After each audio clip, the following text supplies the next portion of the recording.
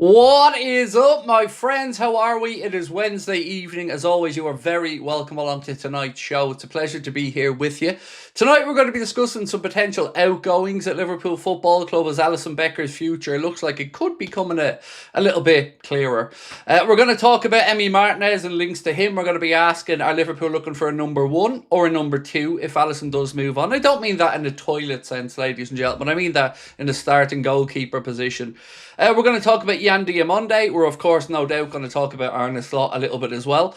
And the first poll of the night that we have running for you guys is, I want to just get a feeling of what you think. Do you think Arne will be in charge next season?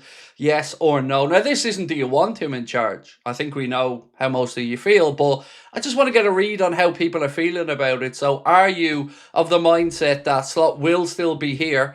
Certainly today, from a lot of the media stuff, the same line keeps getting trotted out that the club are supporting him. The club view him as being the person to lead us into next season. I don't know what else to say at this point. The petition, well, the link for that is in the chat and it's closing in on 3 million signatures. 3 million! And yet they're still ignoring it because you won't see it publicised, which is all the more laughable because, as I said before, if this was a petition with 100,000 signatures for a politician or something, you'd see it publicised everywhere. But of course, it doesn't line up with the narrative that they want to push, does it? So they're not really talking about it. You still have time to get yourself signed up on that petition if you haven't done so. As I've mentioned, it is pinned to the chat and I'll post it in right there now as well, just to make sure that you guys can see it again. So if you do want to sign it, cool. If you don't, no problems. I understand it isn't some people's cup of tea. Normally, I wouldn't sign anything like that, but I feel like we just need to make our voices heard as much as we can. So, where to start, folks? Where to start? Let's talk about a little bit of praise for Rio. Let's start with that one. So, Bakary Sagna, French international, former Arsenal player, said, if I had to choose somebody to replace Mohamed Salah at Liverpool, I wouldn't buy somebody special. I would give my confidence to Rio and I would start him regularly, which is brilliant to hear, to be fair. I think all of us right behind young Rio and looking forward to see what his Liverpool future holds, and hopefully it's many records, many great nights, many goals scored. Certainly has the backing of all Liverpool fans anyway. Be interesting to see again who else they bring in this summer, and that's one of the areas that we'll focus on tonight. The links to the likes of Barcola, Diomande. We'll be talking about Bazamana Toure a little bit as well. Except for money, we don't have anything to do in the Champions League with Slot in charge. Yeah, it's a weird one, isn't it? I mean, Ben Jacobs was saying something on, I think it was Give Me Sport, and I'll talk you through that one in a little bit. But the gist of what Ben said was basically that the plans are still to go ahead and plan with Slot for next season. And that his position, as far as he's aware, isn't going to come under any scrutiny in the summer. The club will do a review as it always does, but nothing directly involved for Arne. And I really don't know what to say anymore. It does feel like they just want to, as Virgil would say, block out the noise. Also, I don't know if you guys seen the image of Andy Robertson, who was going for Mohamed Salah's leaving do, I believe, stopping taking photos and that with some Reds, which you wouldn't expect anything less from Andy Robertson, an absolute top lad. And it's going to be a sad day next weekend when we say goodbye to Andy Robertson, to Mohamed Salah, and I don't know, potentially Gomez, potentially Alisson. It's yeah, it's going to be a crazy summer, this one. Lots of change in and out, and I guess we're going to try and figure out what that looks like. Lucy said it makes a lot of sense why Hughes and Edwards wanted a coach now rather than a manager so they can have more control, and Melissa Reddy has sussed it out from what she published the other day. Yeah, we touched on that the other day, and look, I think seeing as you brought it up, Lucy, I'm going to just reiterate exactly what Melissa said, because you're right.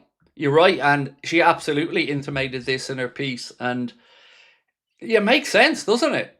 But what doesn't make sense, Lucy, and what kind of confuses me, mate, is we've got a situation where them two are going to be gone most likely. Certainly, Edwards looks like he'll be gone in a year's time. Don't really know, but we're assuming, based off the publications writing about it, that Hughes is going to be off as well in 1 year's time. So why then put a coach in place when you're not going to be around? Because these guys have a relationship, right? Slot's their guy. So if they're not going to be around, why should we be stuck with a failing coach?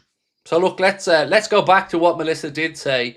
because, again, I think it leans into what Lucy said. Said, while there are doubts around Xabi Alonso's coaching ceiling, as he's in the embryonic stages of his career, and he's not the slam dunk portrayed, is part of the issue also the popularity that he would automatically command.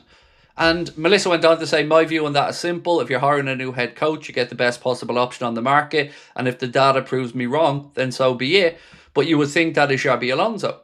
And it seems like the only people who don't want Xabi Alonso are the two people that make the decisions, Richard Hughes and Michael Edwards. And why that is, your guess is as good as mine. Whether it is that absolute belief in Slot. But like I've said before, let's just play this out and say Slot does start to win more games and he does get backed in the summer and it is a little bit better next year. You're still not going to fix one of the major problems, which is the relationship between the fans and Slot, or the lack of is probably a fairer word, and that's not going to be fixed even with a summer transfer window. So it feels like Hughes and Edwards are taking a big risk here, a big risk that when it fails, and it will, we'll all be on the hook for another season of change.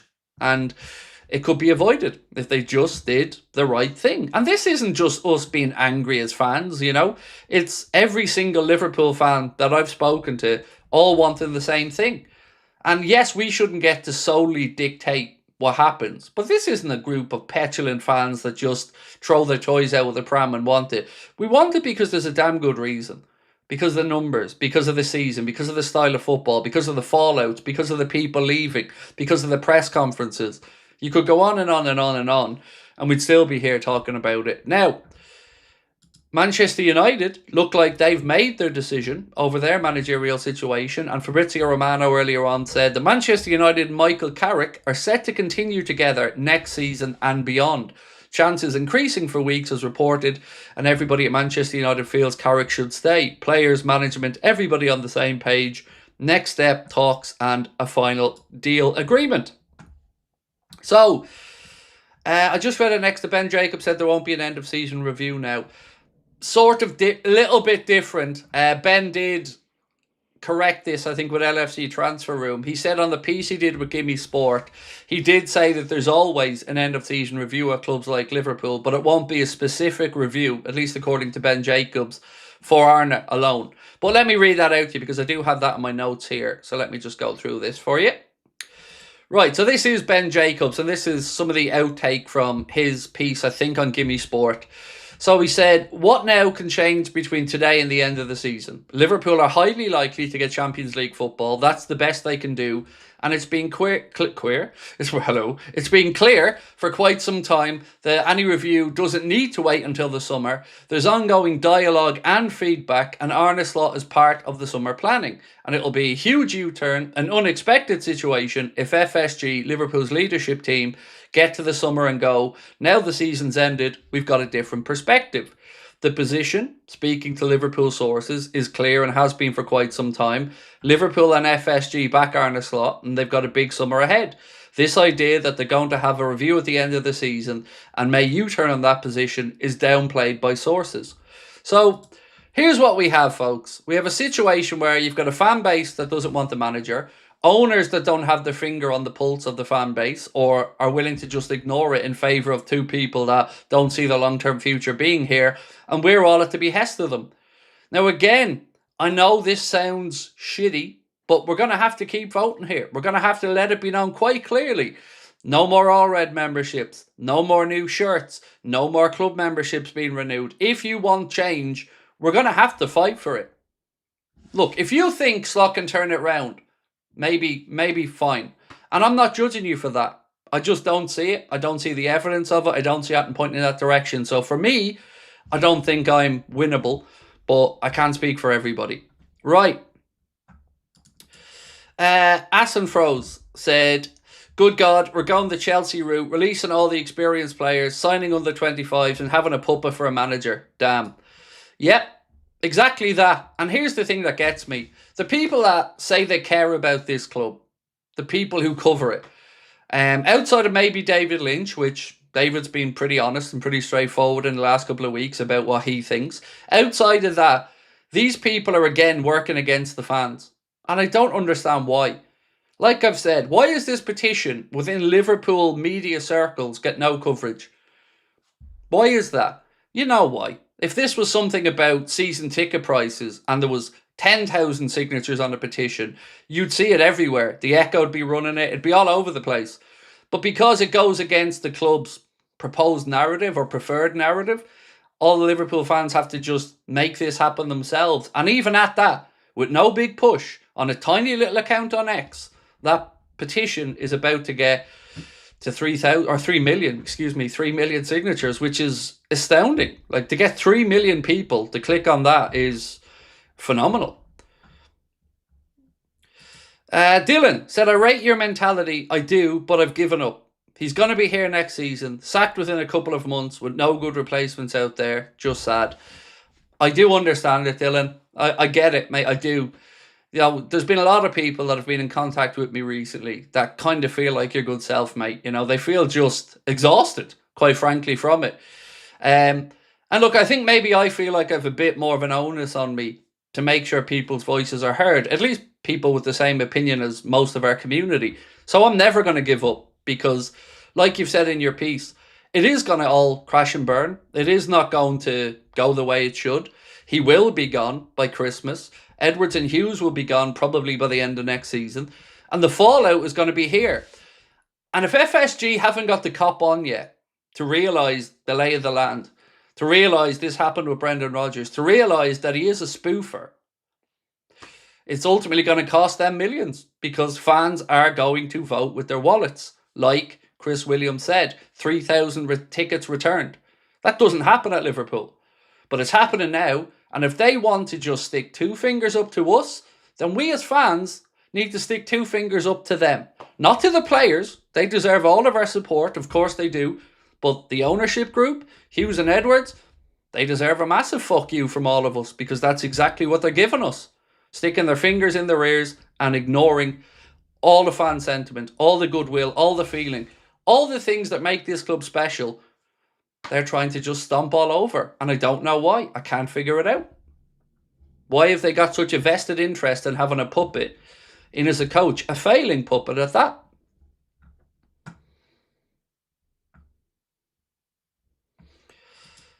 Ian said, hey Craig, they saying that Liverpool have no summer review in Arne Slot's position.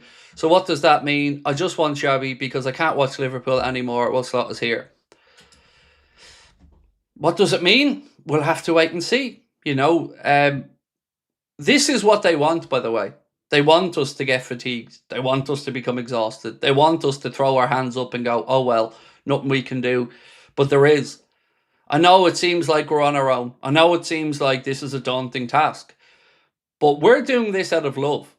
We're feeling this out of love for our football club, out of a belief that it can be better and it should be better. And I'll never apologise for being a fan or having fellow fans that have standards that they want maintained at the club. Because the drop-off from a league title win to this has been nothing short of pathetic. And Hughes and Edwards should probably be fired for the mess they've made of all of this. And then we've got senior players walking out the door. Brain drain, a talent drain, an experience drain. And there again, what are they doing? Are they fronting up to this? Are they addressing it? Are they communicating to the fans? No, they're hiding away like they always do, briefing Ornstein, briefing their friendly journalists and getting them to do the dirty work for them.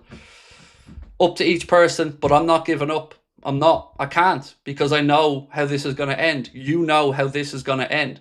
With us, ironically, maybe ending up in that Manchester United circle, that Manchester United rotation of firing, getting. Like, what good is it going to be when he gets fired halfway through next season? It's not going to help. And ironically, that's what's going to send you into a Manchester United type situation. We have a club right now that have an easy win. A manager that will unite the fan base and will get buy-in, goodwill, and a happier Anfield for next season. And our club, for some reason, just want to ignore that, stick their fingers in their ears and go, no, we're going to stick with our guy because he's our guy, despite all the evidence. So it seems like we've been lied to. That the people that are supposed to be data-led people that make their decisions based off evidence and not noise, not emotion, where's the evidence? Where's the case to keep them on? Where are the numbers that back up keeping him on? Where's the patterns of play that show we've improved? None of it exists. They know it doesn't exist. So for us as fans, we're basically being lied to again. And I'm fed up of it. I'm fed up of FSG half-arsing things. I'm sick of it. We've had one good transfer window, and now again, where's the we don't settle for mediocrity? You're getting it. Absolute fucking mediocrity. Now do something about it. Because fans can't take much more of this. We shouldn't have to take much more of this. If you cared about this club, you do what's right. Not what's cheap. You do what's right. Will you move into the studio ASAP or at the start of the season? June. We're moving in next month. Actually, now that you mentioned it, the champ dropped in today. Delighted to show you guys. Adam popped in today. The new European champion popped over today to say thank you. He wanted me to pass on his sincere thanks to all of you guys for supporting him as well. We're hoping it's a world title fight next for him, and we'll be there with him, supporting him all the way, and so will you guys. So just want to say again to Adam Duffy, his family, and all of his coaches, Richie Ivory and everybody up there, well done. Congratulations on the belt, Adam, and there's many more to come, no doubt, and we're proud to be on that journey with him, playing a small part, helping him be able to focus on his training, nutrition, and the things that he needs to do. Now, I'm going to be asking for help. We're looking to try and hook Adam up. Believe it or not, this young man, who is a prodigy, who has won everything, has no support, no funding from Sport Ireland, nothing. So we're doing our best to try and hook him up with somebody who can get him some clothing for the fighting and training, to get him some nutrition. So if there's anybody that's part of the Anfield Agenda community that either worked for like an Optimum Nutrition or anything like that and can help us connect Adam with somebody who will be more than happy to go on the journey with him, please do reach out to us, because we're trying our best. We've got a few phone calls on the go to try and get Adam just the support that he needs to go about doing what he's doing, which is tearing it up. You know, he's ranked number 2 in the world now. We want to support him because he deserves it. He and his family are such good people, hard-working people. Adam trains, lives the lifestyle of an athlete, and we want to support him. Are we set up to fail on purpose? Mind-blowing. It is mind-blowing, mate. It is. It's mind-blowing that we're in this position. I'm struggling to figure out the play here. You know, but look, we don't know what's happening. But here's my take. My take is that they're just too afraid to admit they've made a mistake. They don't want to have that stain on their CVs. And it seems like they're hoping that it comes right so it eventually looks better on them. But again, they're underestimating one big factor. I don't know why I'm doing the little sign for one big factor. One big factor, which is the connection isn't there. And it's not that Liverpool fans don't just like the style of football, because that is a huge part of it. They don't like the way the manager conducts himself. They don't like his excuse making. They don't like his lack of ownership. They don't like so much about this man that a few results going the other way isn't going to change the sentiment. So it's a matter of how bad do you want it to get. And over the years, FSG have shown that they do sit on their hands. They don't back Jurgen with centre-backs. They don't back him with midfielders. They sit there and allow failure to happen. They did it with Brendan Rodgers. And now seemingly haven't done their homework again, and they're about to see the same thing happen. Eddie said, as you know, my mind's been made up and won't change. Same with me, Eddie. Look, everything I've said, mate, rings through. I'm not spending a penny, not buying all red memberships, not giving them a damn cent until they listen. They listen. And it isn't just me saying, listen to me. This is 3 million people. 3 million people have pretty much signed that petition. Now, if this was the other way around, if this was a petition to keep Slaw, you could say, oh, maybe it's opposition fans and a shithouse or anything. But the only people voting on that petition or clicking on it are people who want him out, which are bona fide Liverpool fans, because it's in no one else's interest to get him fired. So 3 million signatures. Think about that. It's near impossible. And that's from a tiny little account posting it on X. That shows you the sentiment and the strength of feeling. And the fact that none of these outlets are covering it, it's just an embarrassment. But then again, most of them are. The new system with Liverpool is that we just want coaches. Doesn't that limit us in the search? Let's say Enrique was available. He wouldn't accept just being a coach, I think. So here's the way I look at these situations, Marcus. And again, I'm not saying it's a fact, but let's use Arna as an example. So Arna has some success, and as that success grows, if it does, you would expect his input to be a bit more. So the way I try to think about this is, yes, you bring in a coach to work in a system, but if that coach shows success and that coach starts to deliver trophies, of course he's going to want more power. That's natural. And I think it would be natural to give it to him. But if we had a situation now where Hughes and Edwards were going to be here for the next 5 years, I'd feel a bit more calm about this. But the fact that Hughes and Edwards are out of contract in a year makes this all the more confusing, because why fight so hard to keep them when all the evidence points to the contrary? And I mean evidence here. I'm not talking about sentiment. I'm not talking about the eye test. Look at the numbers. Look at the season as a whole. It's an embarrassment. Aaron said, do you think Alonso's using Chelsea to force Liverpool to make their move for him? I wouldn't have a clue. Look, I would probably urge no, because look how it worked out for Amorim when he did it. Amorim did his little, I'm going to West Ham, little trip over. And then at that point, Liverpool were already talking and about to agree a deal with Slot, and that was announced soon after. So I don't think so, no. I think if he's talking with Chelsea, he's genuinely talking with Chelsea. Should he take that job, even regardless of us? No, I don't think he should, because I don't think it's the right move for him at that point of his career with all the trouble that's going on there. We're forgetting FSG, not the only owners to blame. Huh? Are we forgetting FSG, not the only owners to blame? I'm not forgetting them. I've spent the last few minutes giving out about them. Look, how do you, with a straight face, as John W. Henry, say that you don't accept mediocrity and then deliver mediocrity and stand over it? It's crazy. Haris said, love the channel and community you've built, Craig. Thank you, but we built it all together, Haris, my man. You know, we're on this as a journey together. And thank you, man, for being with us 15 months as well. Pleasure. Right, let's check our poll. So we're asking, do you think, not do you want, do you think Slot will be in charge next season? Right, let's get stuck into some news.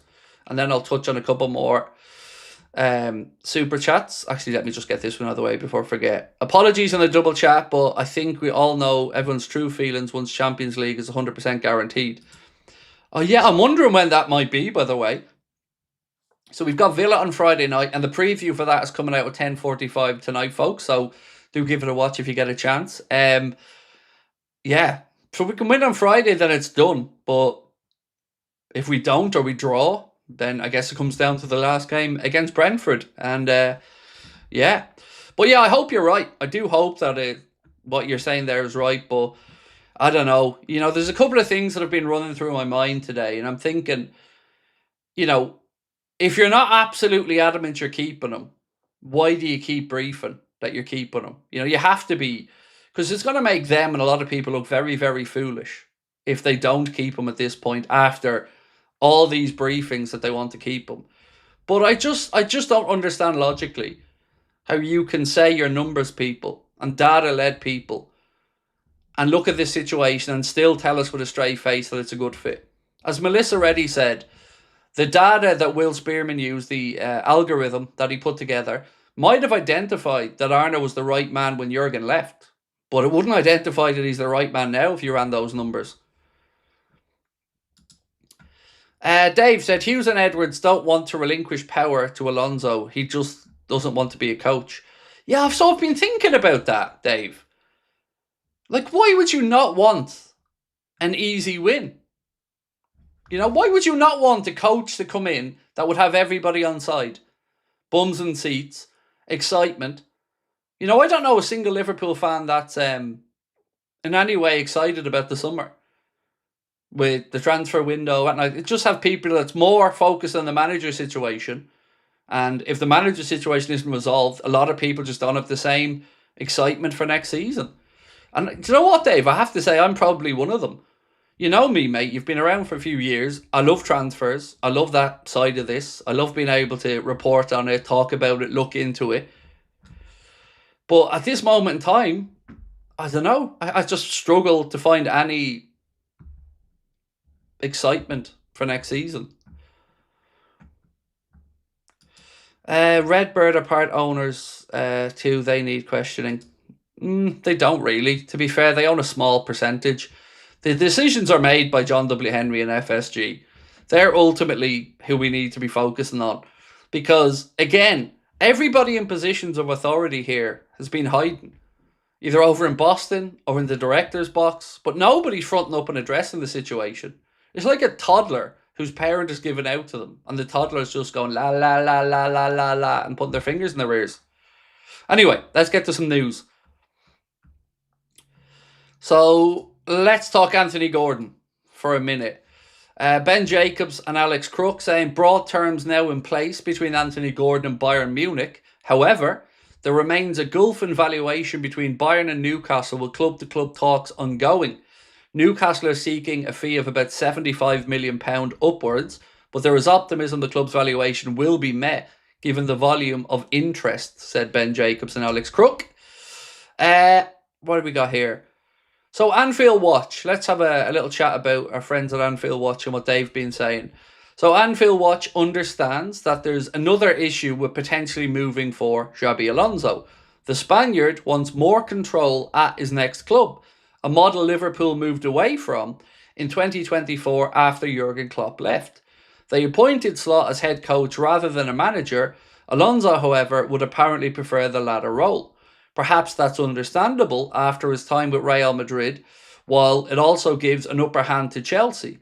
The iNews report suggests that Chelsea are willing to offer Alonso that kind of power. So the thing again that confuses me about this is we don't have stability in the sporting director role.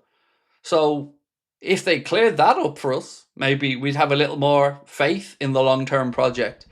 But we don't know that. And as I've said for a long time now, they could make this go away very quickly by just giving Slot a new contract. Every time a day goes by, they're not doing that. All they're doing is feeding into this. You know, if you really believe in him, give him a deal. It's not hard. Then we all shut up. Give him a new contract and we all go quiet. But they're not giving him a new contract, and you know why they're not giving him a new contract. Because they're worried that if they give him a new contract, they're on the hook for 3 years, 4 years worth of payments when they fire him. So none of this screams support. None of this screams belief. All of it is just weird. And again, I've been following Liverpool since I was an 8-year-old kid. I've never, ever, ever encountered a situation like this where people are so adamant they want to coach out.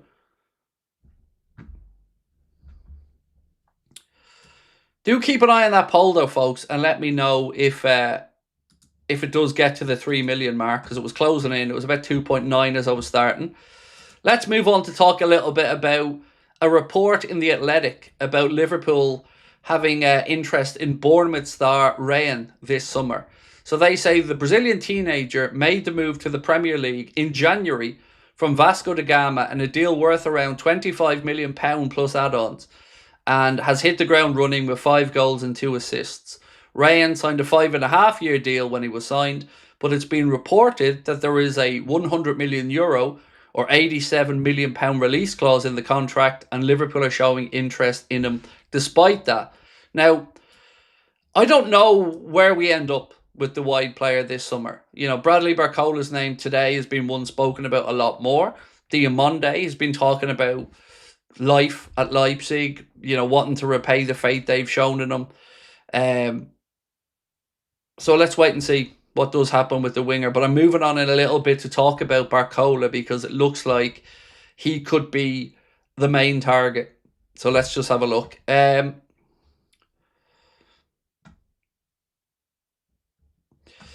My cousin works at Liverpool in the club position. He's told already the club aren't staying.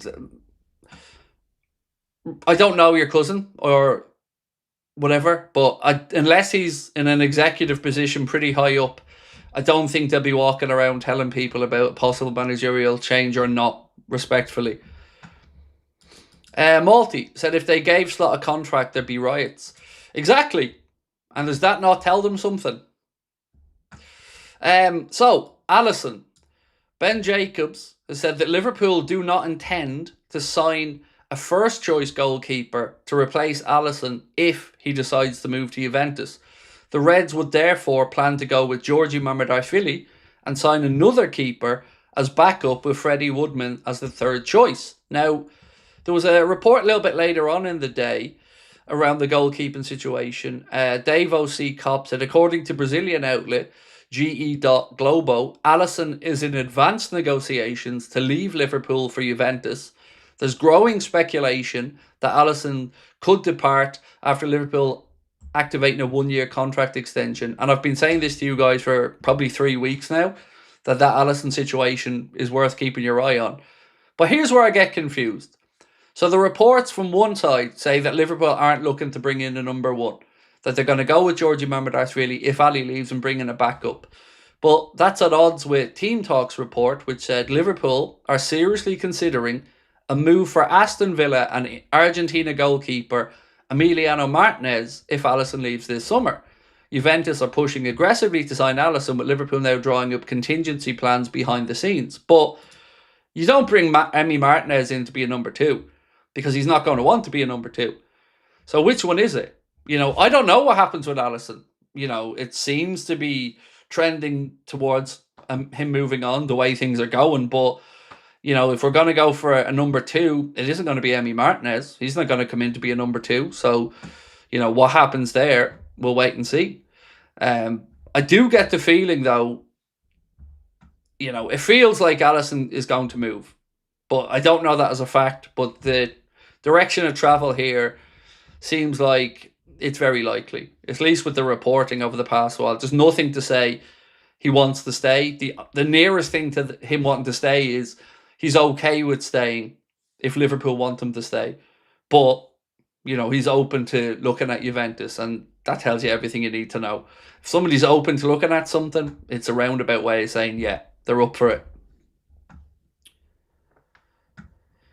David Newell said the final game at Anfield will tell whoever looks emotional and who's looking like they're saying goodbye will know. They're joining Mo and Robbo.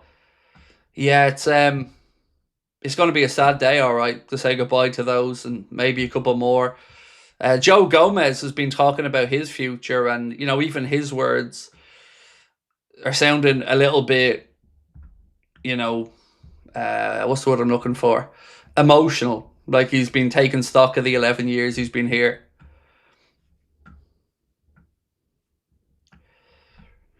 Theo said, hey Craig, hope you're doing good. I would seriously consider getting Sebastian Hoeneß as our next head coach. He's improved Stuttgart in so many ways, and he's improved so many players. Perfect choice.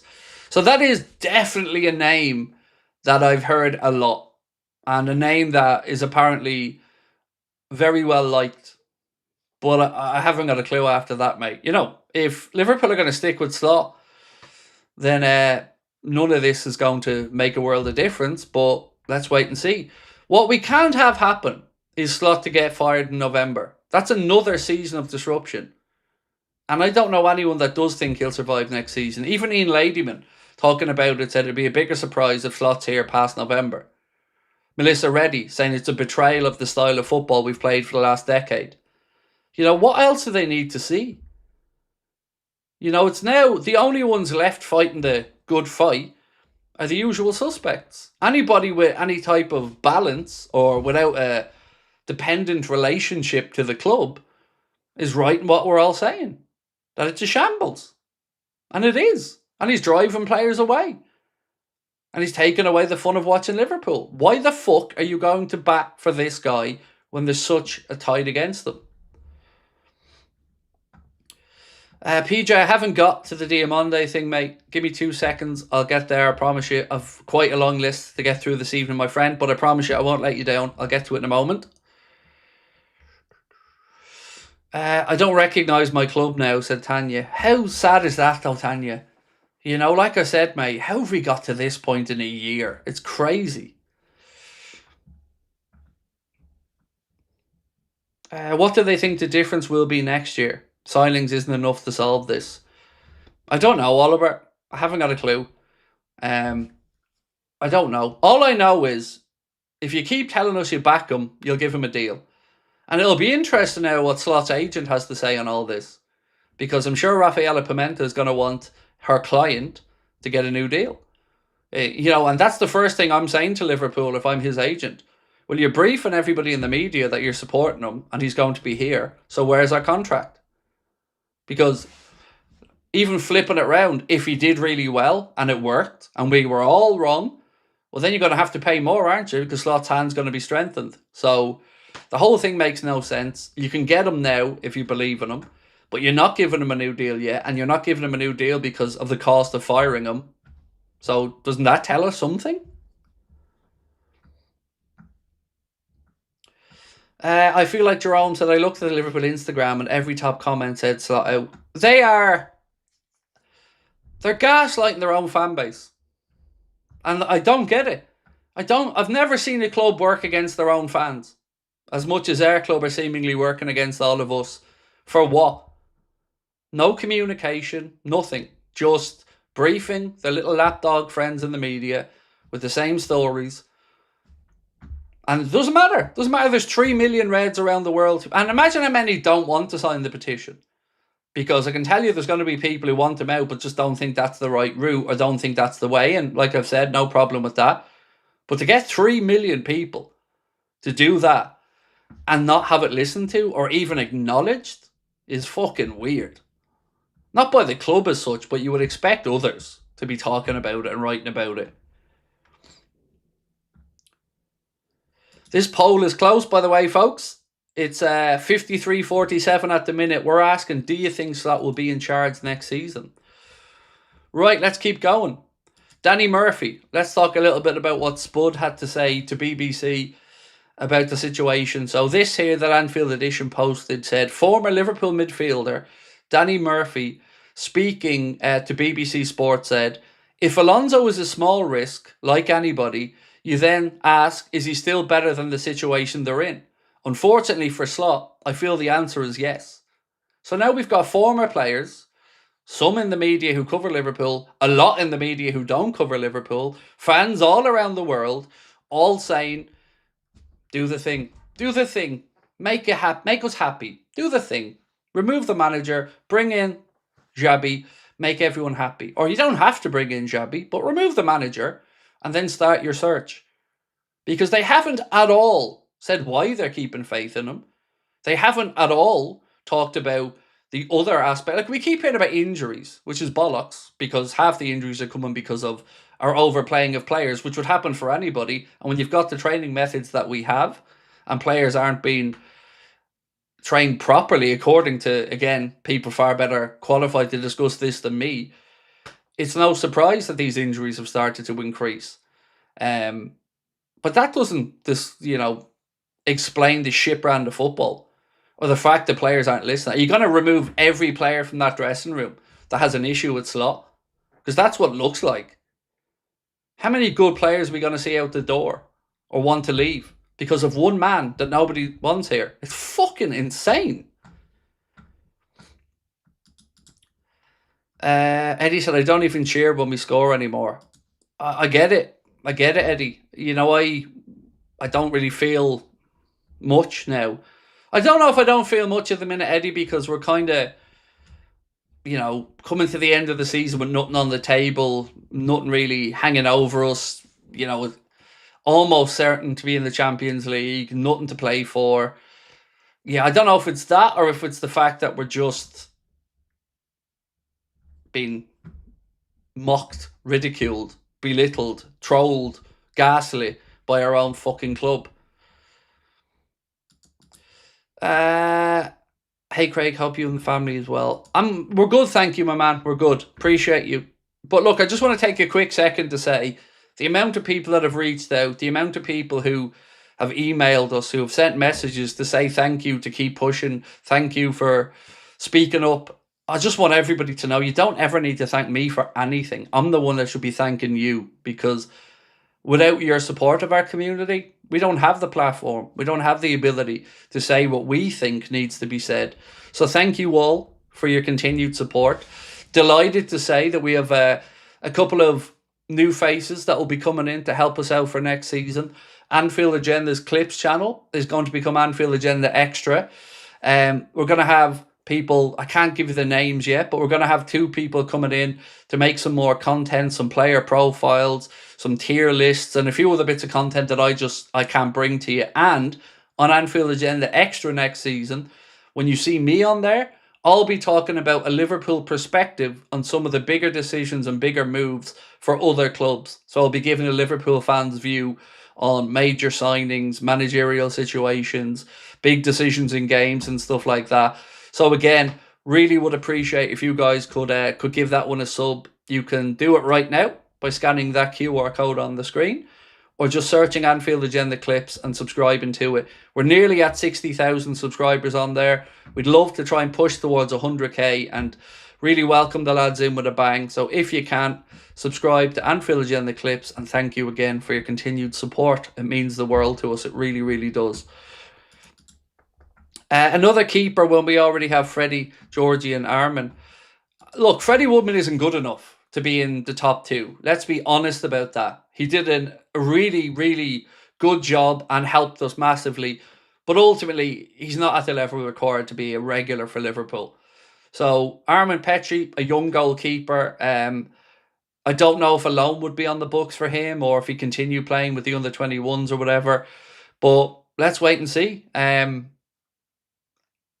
I think we do need to bring in somebody with a bit more experience, to be fair, if ALISSON moves on. But at that, I don't know. How are we feeling about Georgie? Because I don't think we've seen enough of him to really know either way. I'm probably 60-40, in 60 happy, 40 unsure. But it's hard to really give a real score or rating to him when we don't know. We haven't seen enough in front of him. We haven't seen enough protection. We haven't seen a settled back 4. And we still don't know what that back 4 is going to look like next year either, because again, here we are, 13th of May, no communication what's happening with Canade, and season's got, 10 days, 11 days left in it. His contract's up at the end of June. He's off to the World Cup with France. I don't know what's going on. It's crazy. We're going to talk about 4 names on Liverpool's transfer list target in a moment, but I did promise that gentleman a second ago that I'd get to the DIOMANDE stuff. So I'm a man of my word. So let me just give you some comments from DIOMANDE. So DIOMANDE says the growing speculation over his future is motivating, but insists he's not in a hurry to leave Leipzig. Speaking about it, and look, I mean this from the bottom of my heart, this is lovely. What he says here is really great to hear, and again puts into perspective maybe where they hope to keep him for another year. But let me just read it out to you. So this is what DIOMANDE had to say on this summer. The World Cup is next, and after that you never know what can happen. I'll never forget this. It's not just about playing football. Most people can only see what happens on the pitch, but the club has helped me so much with my family and my mum. Young kids like me, I have a lot of things that happen, but nobody knows other than the club. They did a lot for me, so I'm grateful, and all I can do is help them on the pitch. It's a big motivation to pay back what they put in. 20 million euro is a big risk, but it's not over. We have to keep working hard. Now that is genuinely lovely to hear, that the club looked after him in such a way, helped his mum as well. And they did believe in him, like he said. They put that money up to believe in him. So it is nice to hear. Don't know what that means for Liverpool in the future.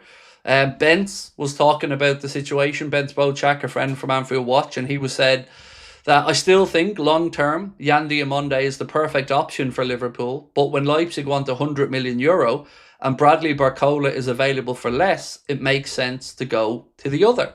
The only question mark then becomes who plays right wing. DIOMANDE's preference is also to play on the right. Barcola has played on the right, but he clearly prefers to play as a left winger. So who replaces Salah? Tough question. I have a few in mind, probably some unrealistic names. But to summarise, I don't think Barcola is a Salah replacement. He's more of a Diaz replacement, whereas Diomande would have been both because he's comfortable and can play with either foot and on either wing. Liverpool have so much to figure out this summer. And then we'd Moby Hake, who said Jan Diomande is committed to Leipzig, said he's in no rush to leave. Leipzig helped him and his family behind the scenes. Right move. We should not be spending 100 million on a player with so little senior appearances. In due time, for sure, one more year there. And that kind of plays into what I said to you guys yesterday. You know, you would look at it and Barcola feels like much more of a Liverpool modern era type signing. Somebody who has a bit more experience at a high level that the club can look at and get some more information. Now, I guess the $64,000 question is Barcola going to be for sale? And if he is, what's the number going to be?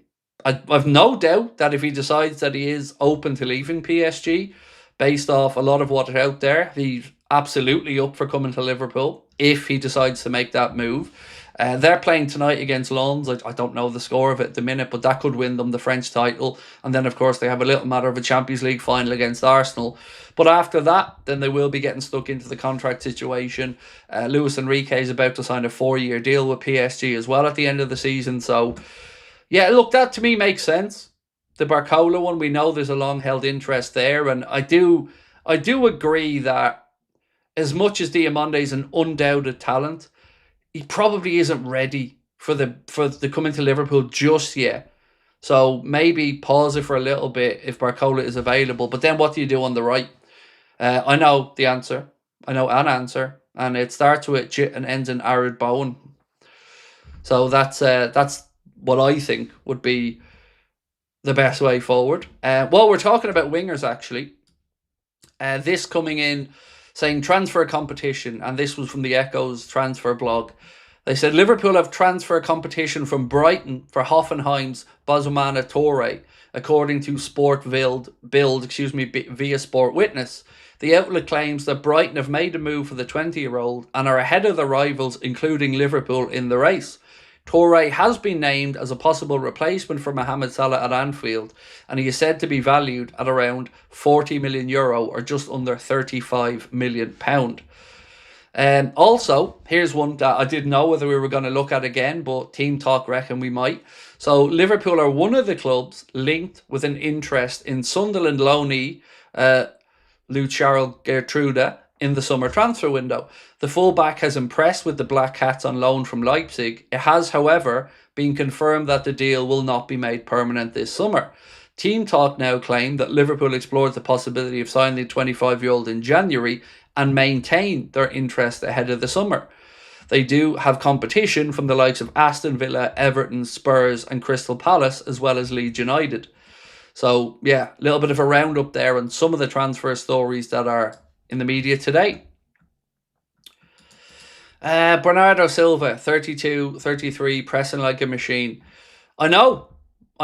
There are players that do continue that into their 30s. Now, it looks like Bernardo Silva's, from what I can gather, nailed on to end up at Barcelona. But, yeah, we're... this is why when I talk about Jared Bowen and people say he's too old, I understand the sentiment of it, but I don't think he is.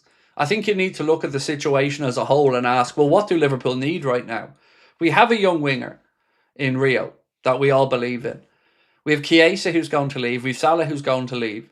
So what we need, in my opinion, is somebody in their prime, somebody to come right in and help out. And I think that, let's say we brought in Jared Bowen. Let's say you got 2 or 3 years out of Bowen. Well, then that gives us time then, if you were to bring in a Barcola, to look at the long game with the likes of Diomande. So I think Jared Bowen would be an incredible piece of business for Liverpool. If they could bring him in with the likes of a Barcola, I think it would be brilliant. I think it would put less pressure on to rush Rio through.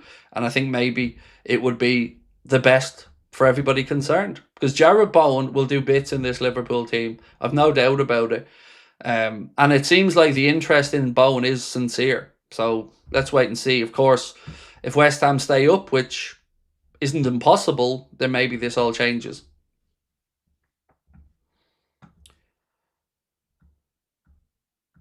Okay, so our poll, where are we at?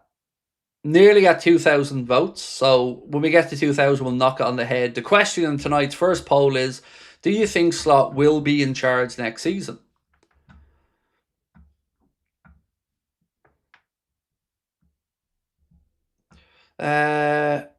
Oloa said, "Hey family, please don't banter me because I prefer Slot over Alonso. He's beaten his Real Madrid and Leverkusen side. This is Slot's first drop off in his managerial career." I get that, mate. I understand what you're saying. What I would respectfully say back is, if you can take, and I know it's a stretch, but if you can take out what Slot's done at Liverpool and look at the point where he was at Liverpool as a coach when he was brought in, I would argue that Alonso's CV is stronger than Slot's is. But I respect your opinion, mate. If you think you would prefer Slot over Alonso and you want to give him more time, I disagree, but I definitely respect your opinion, my man, and you're very welcome to have it. Yeah, look, you're not on your own. There are a couple of people who maybe think he deserves another roll of the dice, but there's just so many things for me. I can't see how he's able to fix all of these things. The intensity, the training problems, the lack of real fight in the squad, the leadership drain, the situation with the fans. There's just, I don't know, there's just too much for me to think that he can salvage it and turn it around, because I don't know if the appetite is there for fans to actually be won back around.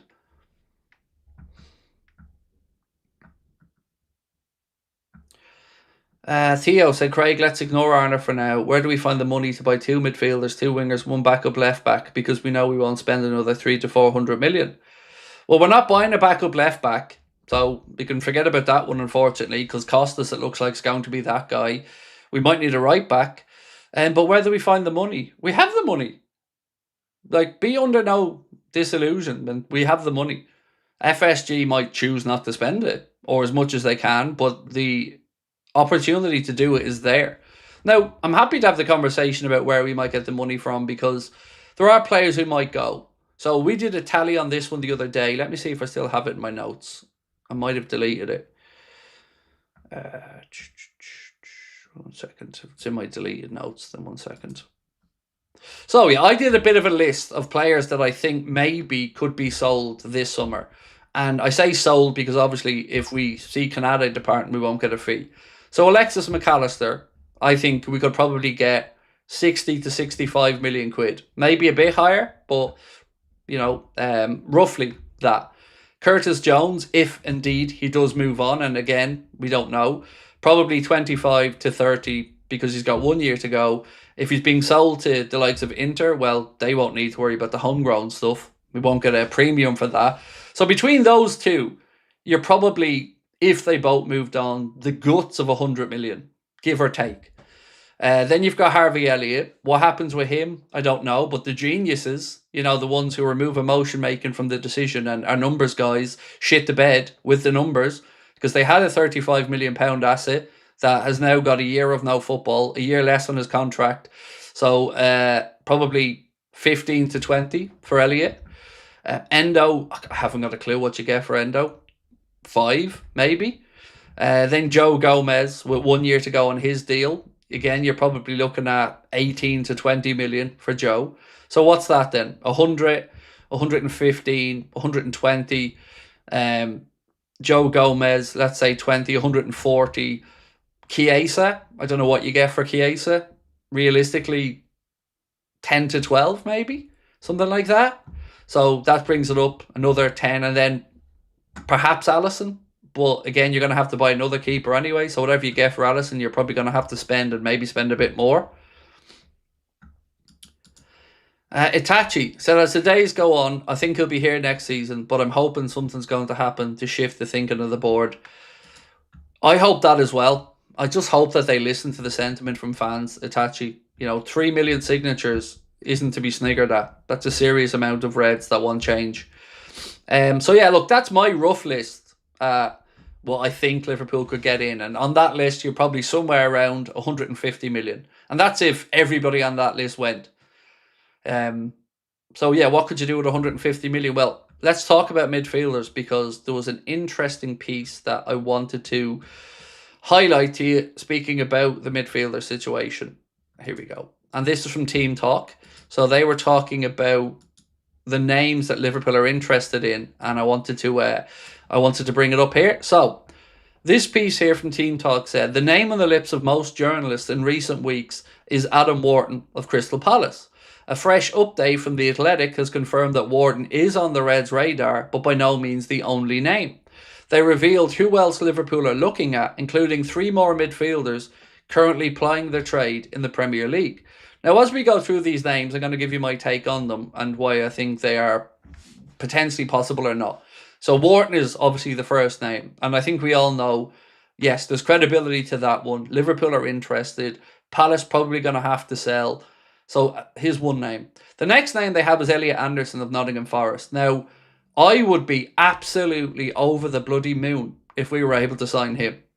But it feels like he's going to Manchester City. That's, what's been spoken about anyway in circles of transfers, that he's going to Manchester City. The next name is Boubacar Kamara of Aston Villa. Now, this is a name that we've been linked to for quite a while. We looked at Boubacar Kamara, I think, when Endo was coming in, if I'm not mistaken, but he's certainly a name that Liverpool have been looking at for a very long time. And the other name that they have is Alex Scott of Bournemouth. He's another name on the list that the Athletic suggests Liverpool are keeping tabs on. Then they say, regarding Kamara, the report also read, another who offers qualities that would be beneficial, especially if a more defensive-minded option is required.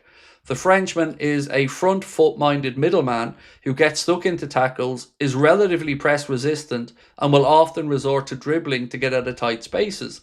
Kamara ranks 7th for take-ons per 90 minutes among Premier League midfielders and is 4th for fouls suffered. So they're 4 names that the Athletic reckon that Liverpool are keeping a tabs on in the Premier League. So Alex Scott, Boubacar Kamara, Elliot Anderson, Adam Wharton. So I don't know what everybody else thinks. Actually, do you know what? Let's put those 4 names into a poll. So 53% of you guys think that Slot will not be in charge next season. 47% think that he will. So let me just ask this poll question.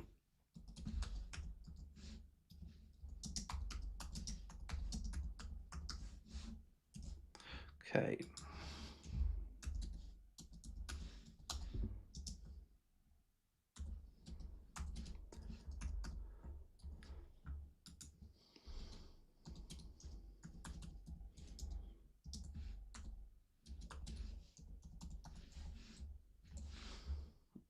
Okay, 1 sec.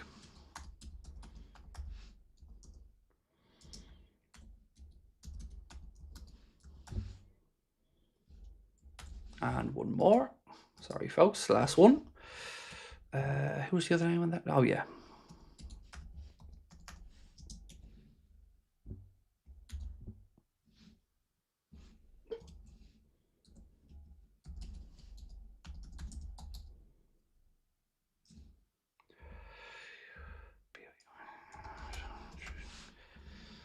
Okay, so pick one to sign. Kamara from Villa, Anderson from Forest, Wharton from Palace, or Scott from Bournemouth.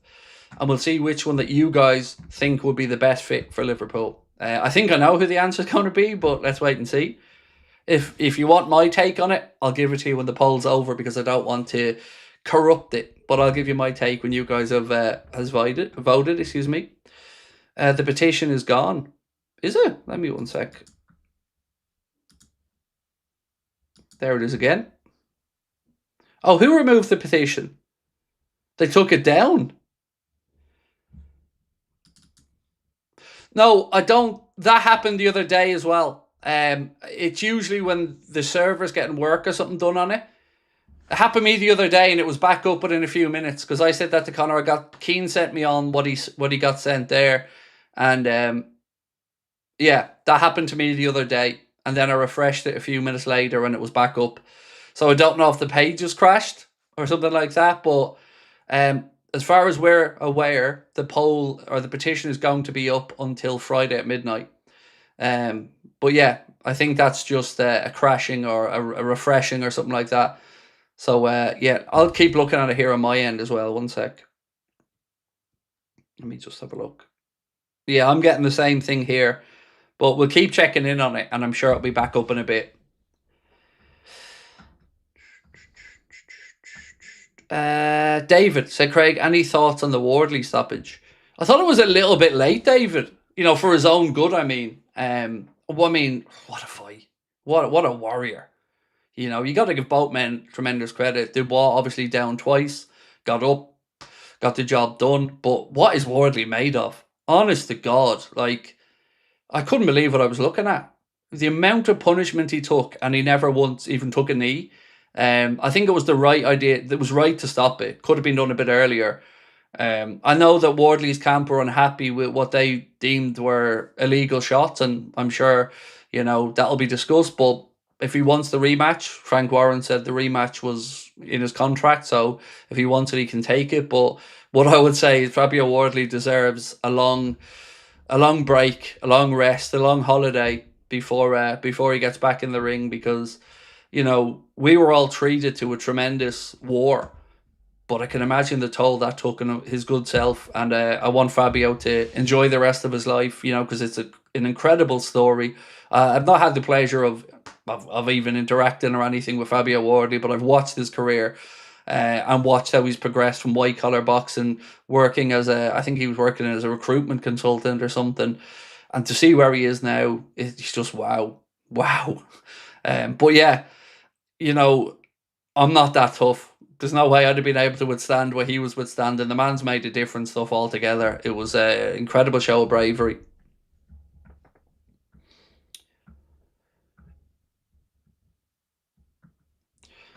Surely we do another poll without Wharton. Why? They're the 4 names that are on the list from The Athletic. That's why we put them in, Ken. So yeah, like I said, I don't think that rules out necessarily another midfielder coming in, because I do think 2 could be possible if Jones goes. But again, we're going to have to wait and see what happens there.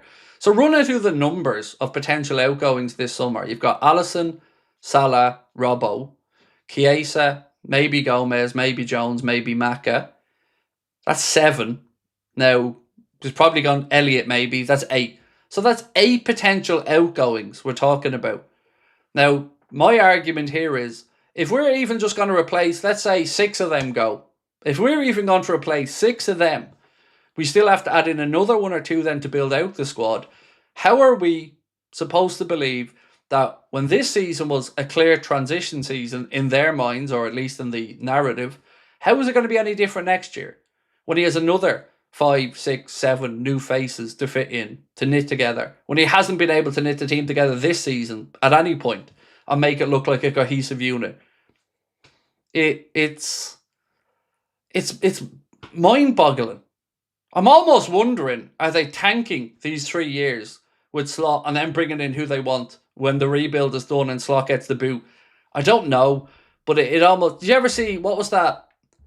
Was it that movie that was about a musical that was made to fail because it was more tax efficient if it failed? You're almost looking at this going, are they just using him here as a lamb to the slaughter to do the rebuild and then let somebody else come in afterwards? I don't know, but I just can't get my head around how they expect it to be any different. And I tell you what, dare say the fucking word transition again next year and see how fans react. Because we'll be the first club in the history of the world who has a manager that's in 3 years that's still talking about transition. And like I've said many times, why did they ignore the first year? If they knew that this needed to be done, why have they done it so horrifically in such a short space of time? Why did they do nothing in the first 2 windows? Why did they do nothing in the second part of this season's window, apart from bringing Jeremy Jacquet, who can't help us now? There's so many questionable decisions that they've made that I can't get my head around. And this was like, even if Klopp was our manager and we had this much change, I would be questioning how it all knits together. But that's a man that I know would at least have them all pulling in the same direction. Here we have players that don't want to play for him. Lolly, how are you, bro? Said, if it's the player has the choice, would he sign for Liverpool if Slot stays, seeing all of those who leave? I don't know. I don't know, mate. It can't escape notice, what's going on at Liverpool. Like, I'd be amazed if, like, even just looking at it from a sporting director perspective, if you've got a player who's coming in, you're going to want to know who's going to be the coach for the future, not just this year, but is he going to be there for 2, 3, 4 years? Is the sporting director that you're talking to now to bring you in going to be around? Is that relationship going to be a waste of time? Are you going to work with Richard Hughes, then he pisses off in a year? So even just outside of the manager, there's still concerns that the club are not even acknowledging yet. This could all go away if we woke up tomorrow and Richard Hughes and Arne Slot both signed new contracts. And Richard Hughes signed on for another 3 years and they extended Arne by 3. All this goes away. No more conversation about the manager. No more conversation about problems. We focus on transfers and we see what happens. And we go, okay, we mightn't like it, but they are backing him. And he's their guy. At the minute, you've got them wanting us to have faith without them showing the same faith in the person they want us to buy into. Only for them, they're all multimillionaires. And whatever happens, they're all going to be multimillionaires. But all of us are emotionally and financially invested in something that you're basically sticking 2 fingers up to us to tell us it doesn't matter that 3 million of you want the manager gone, or that Anfield's booing, or that everybody online is fed up. None of that matters, but also gives you money. Don't forget the hospitality tickets. Don't forget to buy your new Liverpool merchandise. Don't forget to pay your membership. Don't forget to sign up to All Red. So, they're going to fucking learn sooner or later that there's only so much they can do to piss fans off before there is a real reaction. And they're sticking their fingers in their ears now over the petition and Liverpool's fan sentiment around it. But let's see when FSG's bottom line starts being hurt. Let's see when those tickets are being returned, when the expensive hospitality seats aren't getting sold because nobody is excited about going to watch Liverpool on their slot, when the shirt sales aren't as good as they should be. That's the only way we're going to have an impact. So as hard as it is, I would urge everybody, if you want Arne gone, now if you don't want Arne gone, none of this applies, of course. You carry on, crack on. But if you want him gone, if you want FSG to listen, we're going to have to vote with our wallets, vote with our keyboards, vote with our feet. Make sure that you hit them in their pockets because they want you to empty yours and they're laughing. Don't give a fuck about our opinions. But they want their money. Like I said, if this was a petition over season ticket prices going up and there was 10,000 signatures on it, you wouldn't be able to move on the Echo and all these outlets for that. But 3 million Reds and none of them running with it? Why is that? Because they're trying to suppress it. They're trying to suppress the real feeling of fans. They used to try to belittle us by saying it was toxic online fans. And there was a huge distinction between those online and those inside Anfield. Then when it became apparent that those inside Anfield were starting to turn, they said it was small sections. Then when the booing got louder and it's twice in one game, now they have to finally fucking admit that it's everybody at this point. So again, I would say, if you want buy-in from all of us, we deserve to at least be acknowledged and listened to. Because you're telling us to trust you without giving us any evidence as to why we should trust you. And you're supposed to be the numbers and data people. We're not asking for anything other than evidence to back up why you back him. There isn't any other than you don't want to admit that you made a mistake, or you don't want the manager like ALONSO who would actually have a bit of sway with the fans and might be put your egos into check. Are you that insecure? Are Hughes and Edwards that cowardly that they were afraid of somebody who's going to be popular? That's weird. That movie is The Producers. Yes, that's the one. That's the one. Thank you. I never would have thought of it, Benny. Thank you for filling me in there. Mel Brooks. Is Mel Brooks, if I'm not mistaken, as well? If Slot is safe, why is it being repeated every day by different journalists? If it is so, why brief them about it ad nauseum? They're kidding us or themselves. I think they're just hoping, Max the Red, that we give up. And you've already seen some people tonight say, I'm just exhausted by this. And I get it. I really do. I find it exhausting as well. But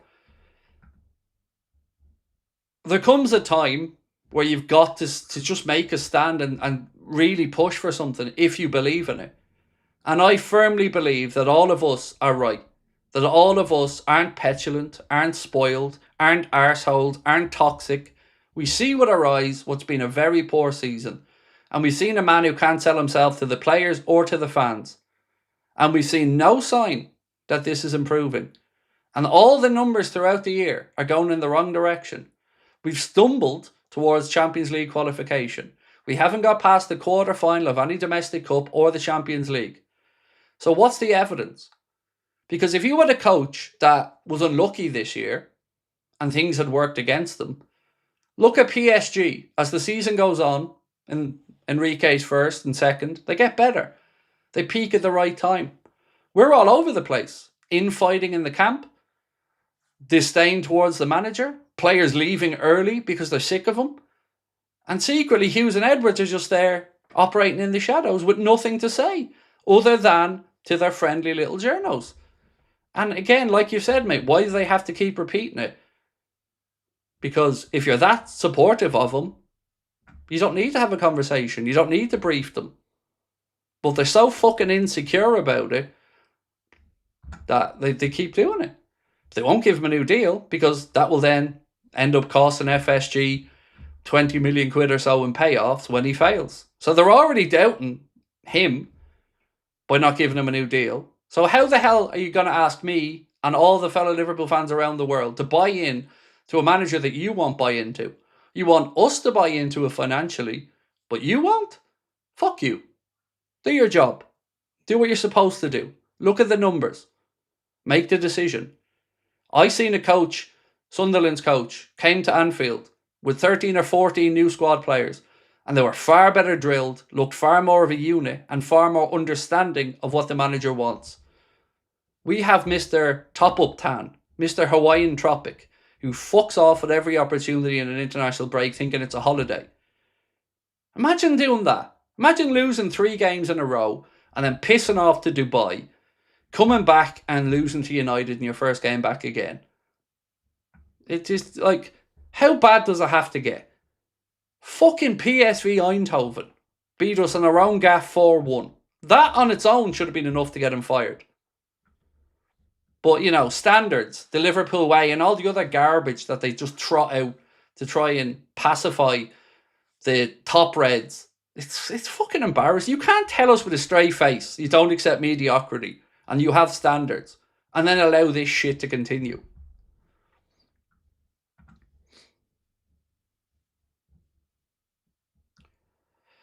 Aban Javid said, I believe we do not need to sign any centre-backs if Gomez doesn't leave and Canade signs because we would have 2 world-class centre-backs with 2 of the best defensive prospects. Yeah, looking at, I've said that myself, mate. If Canade stays, I think the centre-back situation looks a lot more manageable. Gomez,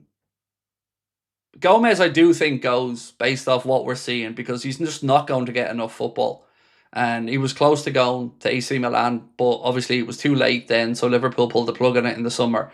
That may happen again. I don't know if they're still interested in him, but you know, looking at Joe's words the other day when he was speaking about his 11 years at the club and he doesn't know what's going to happen, you know, he was kind of taking stock a little bit of everything. And look, whatever happens with Joe Gomez, he deserves a huge thank you for 11 years with the club, even through some really tough injury situations, kept his head up, kept plugging away, and I think he's been a great servant. So yeah, whatever does happen there, nothing but love for Joe Gomez. And I agree. Yeah, if Canade stayed with Xhaka, Leone, and then I think we look next summer and then we do the Schlotterbeck type deal or somebody to come in to be Virgil van Dijk's long-term replacement. Because I don't know about everybody else, but I don't ever see Canade stepping up to be club captain or anything like that. I just don't think he's that type of leader, personally.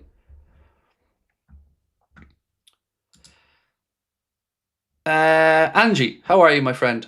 Pleasure as always. Craig, this is from a reliable source that Hughes is the problem with Alonso coming in, and Hughes and Edwards have fallen out since February, and Ben Jacobs isn't reliable.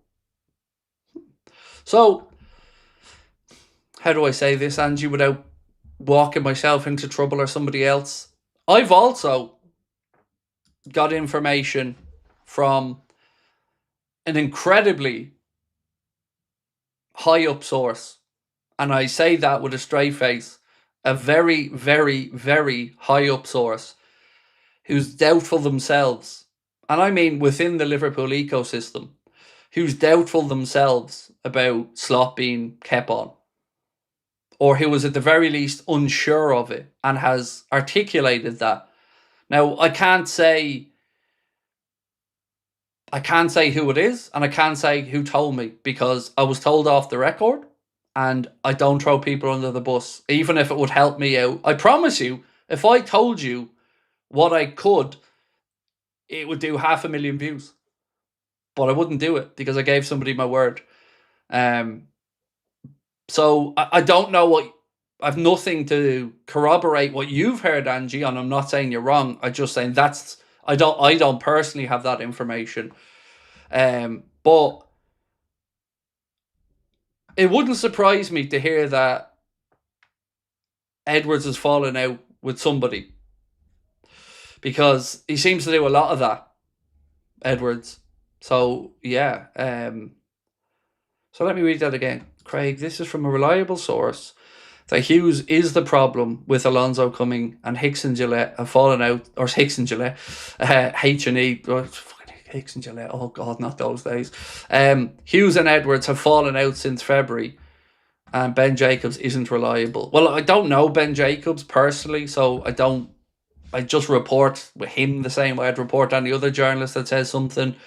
But yeah, it wouldn't surprise me at all to hear that they've fallen out, because Edwards seems to have a habit of it. And with regards to you saying that it's Edwards that doesn't want him in, well, I'm going to go back to what Melissa Reddy said, Angie, because I think that ties into exactly what you've said. And if I had to put a bet on this, I'd bet you're right. I'd bet you're right about it being Edwards that doesn't want that much power or support for a coach. So let me read this out once again. I'm only going to read out the second part of this. So it says, is part of the issue also the popularity that Alonso would automatically command? How could you talk about that as being a potential issue? If you're a club, I mean, not Melissa, I totally get where Melissa's coming from, but if you're a club, like I said, Chelsea are looking around for a manager now.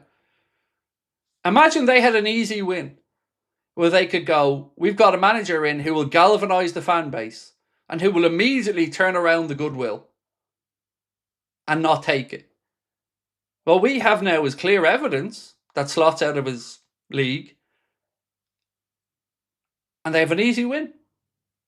And not only are they not taking it, they're going to sit there and watch while he potentially goes elsewhere in the Premier League. For what? For people that won't be around in the long term anyway. I don't understand how FSG aren't giving those two lads a tap on the shoulder and saying, what the fuck is going on? Oh, hang on.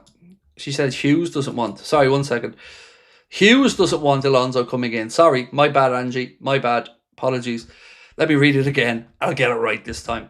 Craig, it's from a reliable source. Hughes is the problem with Alonso coming. Hicks and Gillette... Or Hicks... Fucking Hicks and Gillette again. Hughes and Edwards have fallen out since February. I don't know, mate. Like, again, same thing, I guess, applies. If Hughes doesn't want them, why?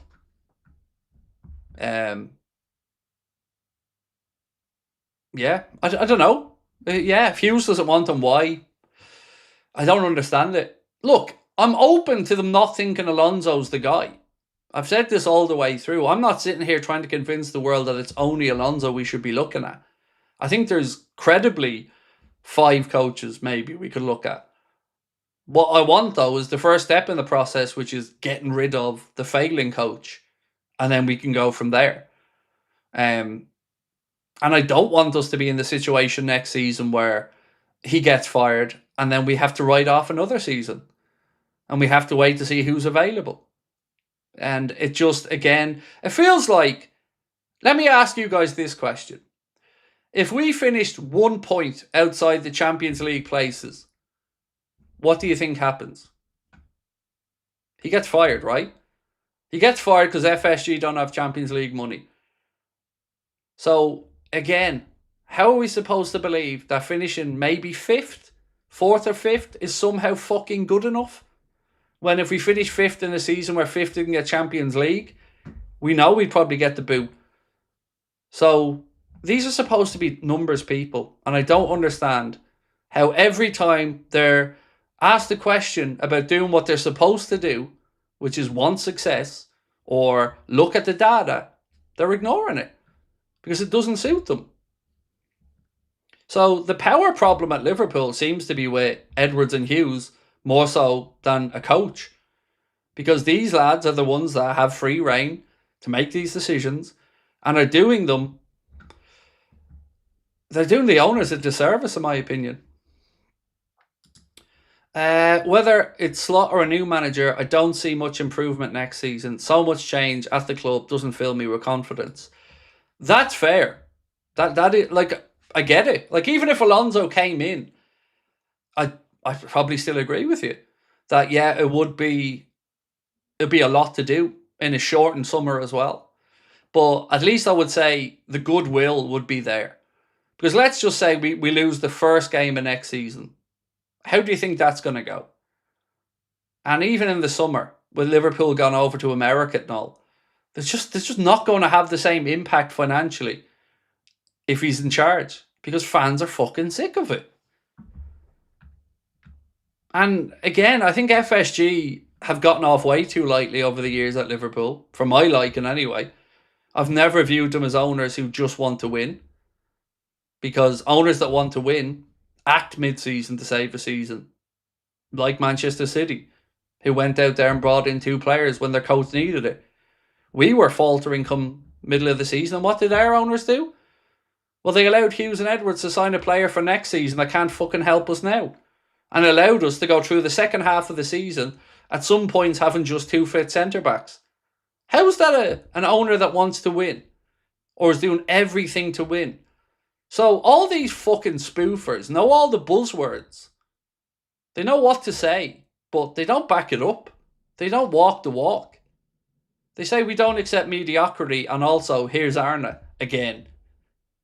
You know, we want to challenge for another league title this season until that falls away, and then it's everybody knew. Everybody knew this was a transitional season. Everybody knew it. Doesn't matter that every article written last summer said exactly the opposite. When the failure starts and people need to be held accountable, well, then all of a sudden the PR machine goes into overdrive. All the little friendly journalists get their little tap on the shoulder.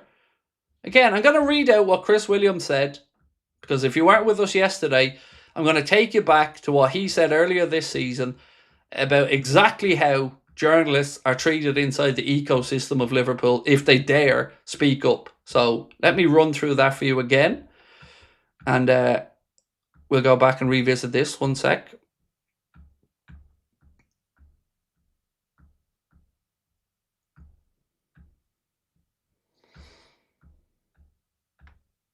So many notes, folks. So many notes. Where's this one from yesterday? Here it is. So this was from Chris Williams earlier in the season, when he became the first journalist to really pop his head up and say what I know and what others know. But when it comes from a professional journalist that has covered the club, it starts to have a little bit more credibility. So let me read this out. So if you can, just give me a minute. This was Chris Williams, who covered Liverpool professionally as a journalist, saying this: if I was covering Liverpool still professionally, I wouldn't give 2 shits what the club say, reference to unfair comments, little moans via WhatsApp, and passive-aggressive messaging. I'd be speaking the absolute truth, regardless of any line the club would want taking. It's very much an aren't allowed place. It's like North Korea at times. I feel sorry for those who want to say things, but can't because they need to make a living, and that means behave. Want to know why there were 3,000 ticket returns for the game? This is your answer. Mother's Day is no excuse, otherwise Boxing Day would traditionally be the same. It's the garbage that's served up on the pitch. Fans vote with their feet and time is up for one person. The squad are playing awful football. This squad is not awful. Big difference between the two. And I've said that to you guys all season. We haven't got an awful squad. We're just playing awfully because of the coach. It isn't an awful squad. Somebody needs to come in and do more than just extended gym sessions and start 20 minutes on the grass. Klopp was guilty of too much, but Slot is too far in the other direction. He said Slot is Raymond Verheyen levels of rest. Remember this, when Slot does eventually leave, players either directly or via reports will, and he put in all caps, will comment on how the intensity is back in training, that they train more now, and more importantly, enjoy training. That's pretty categorical, what he thinks about the situation at Liverpool. Again, as a journalist who covers the club. And he also tweeted yesterday around the situation. And yesterday he said this. One sec. Player agent, or tittle-tattle, or gossip as it's called, is that as far back as March, that Liverpool had offered an incentive to ALONSO to not consider his options until the summer, which seems very at odds with the news last night and this morning. Now, again, I told you that the club had reached out to ALONSO. I've said it in here for ages. And of course, I get ridiculed because all the yes men journalists say, no, it hasn't. Romano says, no, it hasn't. I'm fucking telling you, there's been contact. And as he said, it's gone back as far as March. So why would you offer somebody an incentive to not choose a club yet? You know the answer, because they know they might need to lean on him, because they know Slot's failing. So again, it takes people who aren't connected to the club to write the stuff that actually needs to be said, like Melissa Reddy, like Chris Williams. People who can actually speak up, be honest. We're not asking them to write stuff that isn't true, but they're looking at this situation and they know it isn't good enough. Again, let's tell you what Melissa Reddy said, because it's so scathing, it's definitely worth another read. Slot, as Spearman's algorithm suggested, was perfect for the situation Liverpool were in. That was then. It would be surprising if the algorithm still found him top of the top for where the club are now and the required direction of travel after a season, and this is really strong, after a season which feels like a betrayal, not just stylistically, but to the very essence of defiance and courage that had defined this team for a decade. I mean, spot on. It is a betrayal. Because like we said, and I said it on so many watch-alongs, we've never looked at Liverpool and looked at a team that had thrown in the towel or that looked lost. They always fought. Always. But when you've got a manager who was so passive and couldn't inspire an erection in a brothel, what are you supposed to do? When we're going out to play teams and the manager's already mentally beaten because he's spent the week putting on his PSG pyjamas and saying how great they are and fawning all over them, then going over there and playing with a back five, and then coming and playing at Anfield with an absolutely nonsensical lineup that changed the half-time. Then he gets credit for the half-time change, even though we conceded 2 in the second half. Then we get Manchester City, and people say, oh, maybe Manchester City, maybe we can beat Manchester City in the FA Cup. Wouldn't that make a statement? How did that go? And every time this year that he's had a chance to do something, he's failed. Failed fucking miserably. Losing twice to a poor United team. Losing 3 times to Manchester City. Not beating a team in the top half of the league away from home all season. Losing 18 games. Conceding 18 goals from set pieces. Falling out with the likes of Mohamed Salah and push them away from the club. I mean, like, I don't know. I don't even know what to say anymore because there's no fucking rhyme or reason to this garbage.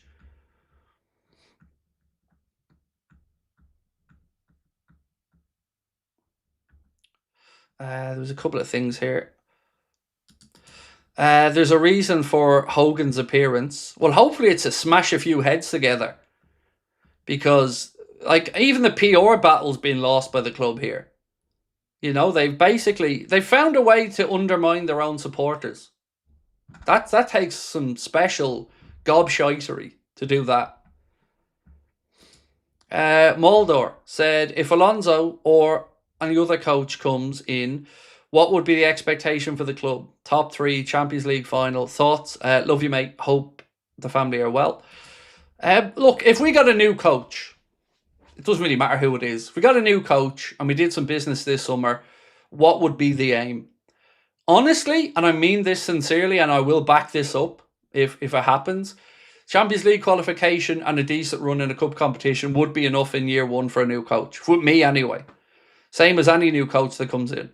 And it would have been enough for Slot in year 1. If this had have been the other way round, where Slot had the shitty first year, I guarantee you people would have been far more understanding of it.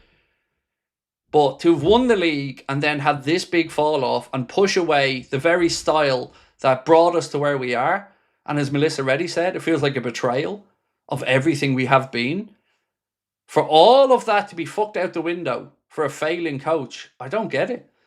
I don't get why they're working so hard to swim against the tide.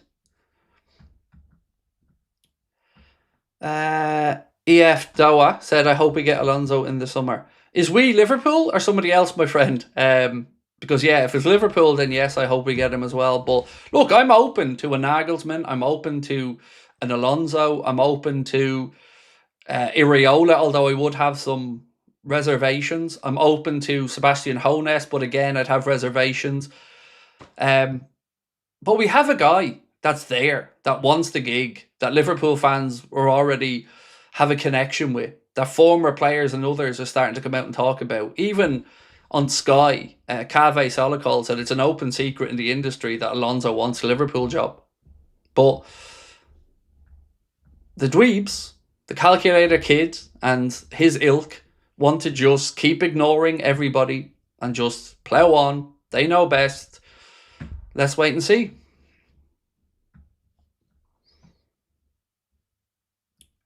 So yeah, would you guys accept Champions League qualification and a decent run in the Cups for a first year of a new coach? Because I would.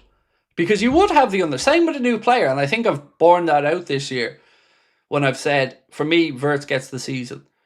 Isak gets the season. Everybody in year 1 gets the season. Year 2, level's going to have to be up, then the scrutiny on Wirtz will get a little bit more. But year 1, you always have a bit more leeway.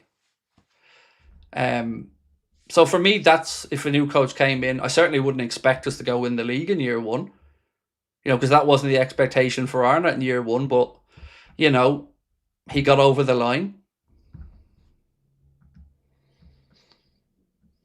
Alan Sutton said, we've lost all our identity in the space of a year. Surely he must go in the summer. Craig, do we need a manager who rejected us for Real Madrid and we needed him? But he didn't reject us for Real Madrid. That's wrong. Now, before that, when he was still at Leverkusen, when Liverpool were looking, maybe in advance, you could have said that he wanted to stay at Leverkusen for that year. But we didn't offer him the job when he was taking the Madrid job. So that's a fallacy. But either way, what does it matter? Like, he played for Liverpool, he played for Madrid, he played for Bayern Munich. It makes all the sense in the world to me that if any of those 3 jobs comes up, Alonso's going to look at it. And Alonso was shafted by Real Madrid because he went in there trying to instill a culture and accountability and was met with player power, and they were pushing him out. So he was not treated fairly. Even his win percentage there has been higher than other coaches. So for me, look, none of that means now isn't the right time. For me. But again, if we do look in another direction, I'm not going to cry about that either. For me, it's as simple as just get rid of Slot and we can talk and we can go from there. Because when you keep Slot in charge, it's just going to continue to add toxicity into your own fan base at a time where I'm sure they want togetherness to go into next season. But they're not going to get it because fans are sick of it. Shane said, Carrick getting the job, history repeating itself. Last 6 permanent managers follow the same pattern. Dutch manager, then Portuguese manager, then an ex-player intern gets the job, repeat, Glinios out. So Shane, we had this discussion, you and I think the other night, and I agree with you. Look, I understand Carrick's done really well, and fair play to him for that. And that would probably have landed him another job anyway. But I'm with you on this one, mate. If I was a United fan looking at this, I'd very much be annoyed by it because I can see failure coming. He's done a brilliant job, a really, really good job. And he's galvanised the dressing room. He's brought the fans back together with him. And he's done a really cool job this year. And he's got United third place. He's got them in the Champions League. But they should be looking for more. They should be looking for somebody else. Because I tell you what, Shane, I'm a little bit relieved that you're going to stick with him. I really am. Because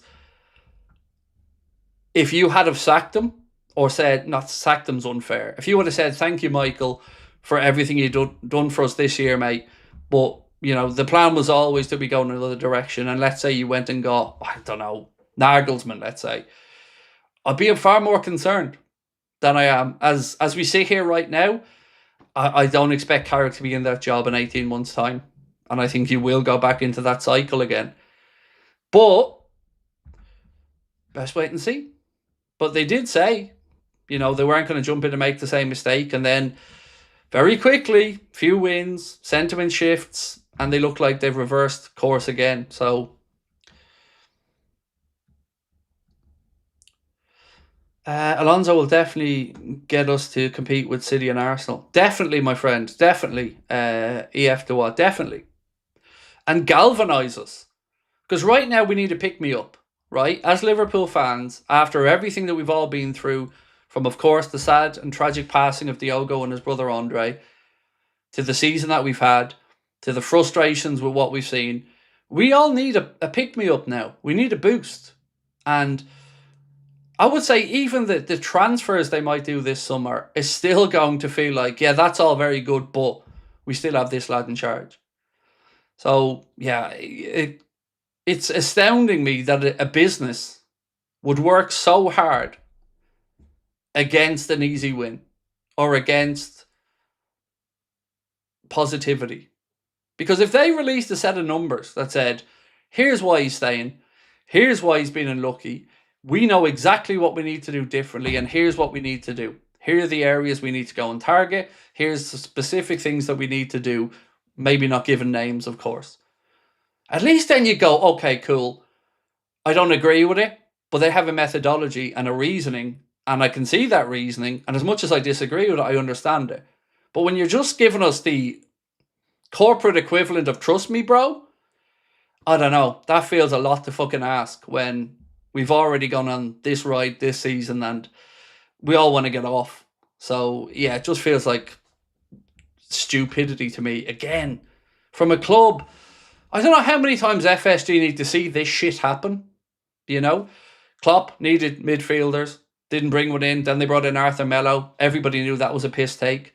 We needed centre-backs, didn't get any in. Kabak and Ben Davies, how did that go? And these are all things that, again, cost money.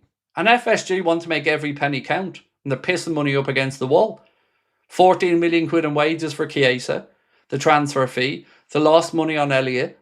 The amount of transfer fees we've lost. Tearing up Salah's contract. Like, how the fuck do you tear up Salah's contract and let him leave for free?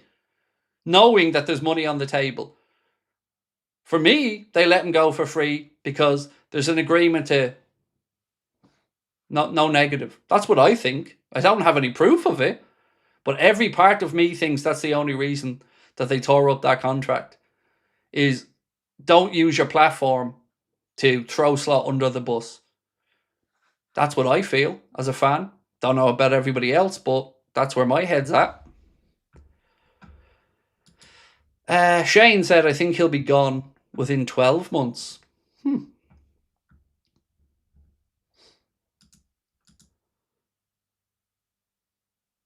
And also the goalkeeper situation, by the way, that's another conversation I think that needs to be had around the executives at our club. We've gone from having Alisson, Becker and Queevy Kelleher and tremendous depth to now all of a sudden being surprised that maybe Alisson wants to go. Georgie, we still don't know 100% yet how he's going to work out. And now we're going to be scrambling around trying to sort that situation out again. But surely FSG must be asking, why are these lads wanting to leave? Why is Mo wanting to leave? Why is Jones wanting to leave? Why is Alisson wanting to leave? Like, surely to God they're asking these questions. And I'm sure there's one part of them that's sort of happy to get the big wages off the books as well. But you've seen Trent go. Now Jones, another born and bred Scouser, is at the very least open to the idea of going to Inter Milan or somewhere else. Robertson is going to go to fucking Spurs by the looks of it. It's astounding to me.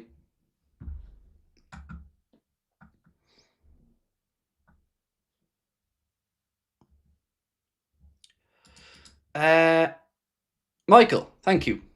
Great stream as always. Love this community. As do I. I love you all to bits. Honestly, I can't say that enough. So grateful to all of you, for all of you. Let's check in on this petition if it's back up. I think it is. Yep. It is 2,969,364 now. So I dare say in the next half hour, that's going to hit 3 million. And if you want to sign it, it's pinned to the chat there now. You can sign it. If you don't, it isn't for you, of course, no probs. It isn't our petition anyway. But that's going to, I believe, be open till midnight on Friday. Paro said, for me, Craig, I think we need a physical and dominant midfielder in the 6. Kamara fits our need perfectly and he won't have a silly fee either. Would be a bargain for 40 to 70 million. Yeah, the Boubacar Kamara links they've been around for quite a while. Now, I'm not overly informed on him. I don't know all that much about him. But I do trust in that side of things. The recruitment side of it with the data that they look into, I do have a lot of faith in that. But the manager situation really just feels like they don't want to admit that they might be wrong because of maybe reputational damage to them for making that decision. But I don't even think really that reputational damage would be there because you've still got a league title out of it. But there's another part of this that is making me angry, is that I didn't want it to get to this point where the longer it goes on, the more damaging it's going to be to Slot's legacy. If he had gone in December, people would have gotten past it a lot quicker and felt over time a bit more softness for the achievement that he didn't win in the league and the way he dealt with the very difficult situation with the passing of Diogo. But the more it goes on, the more they're just driving animosity. Because you see the sentiment, you see how fans feel. Angry, lost, and gaslit by their own club. Like, they keep telling us, like the likes of Dominic King says, I know what I'm doing. As if to say that I'm on here ramping up toxicity. No, I'm ramping up honest opinion. Because that's how people feel. So, because I say it, means I'm being honest. I'm not writing stuff or coming on here saying stuff and then when I'm talking to somebody else behind the scenes saying something differently. Everything that I say into this microphone is exactly how I feel.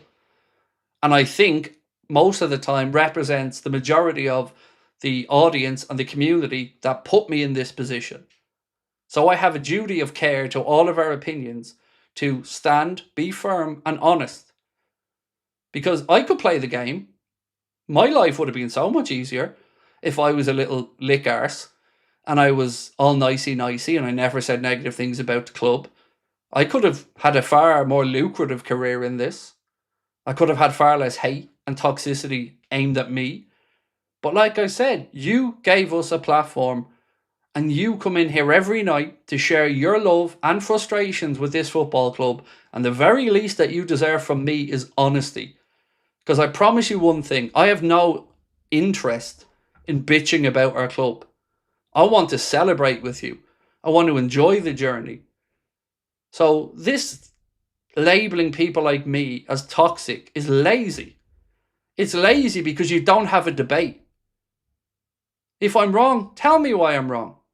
But you can't, because you won't. You just try to undermine me and many people like me that want to stand up for actual fucking values. That want to stand up for the Liverpool way. That don't want more mediocrity. That don't want another cycle of failure that takes 30 years to win a league. We don't want that again. Loving your club isn't a dirty thing. Having standards isn't a dirty thing.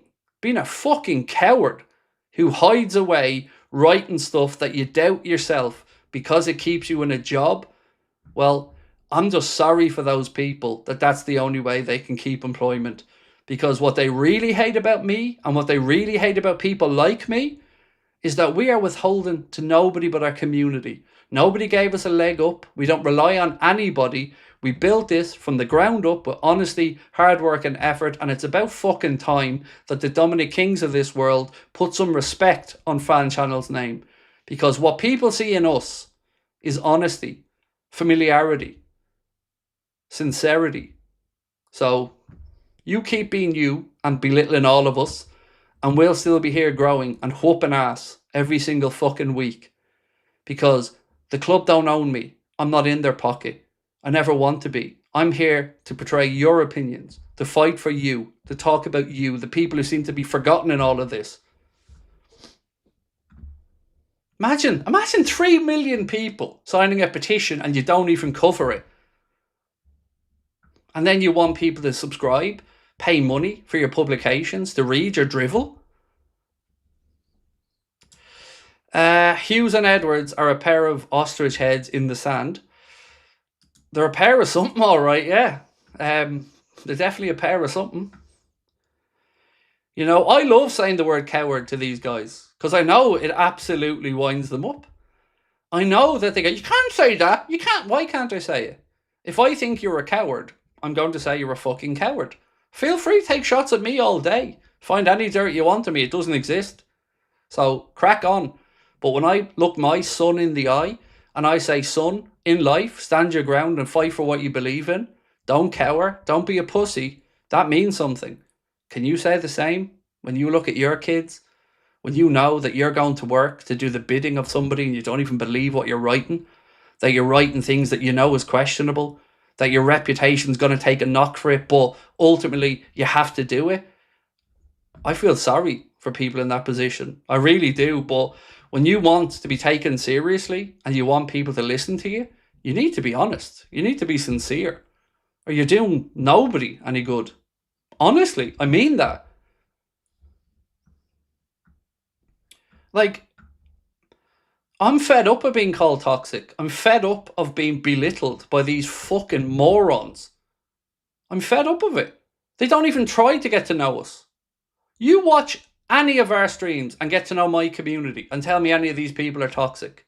They're good people that care for each other and the club from all around the world that come in every night to share their passion because they're fed up of being not acknowledged. They're fed up of being looked over, made feel like second-class citizens, second-class fans. Can't go on.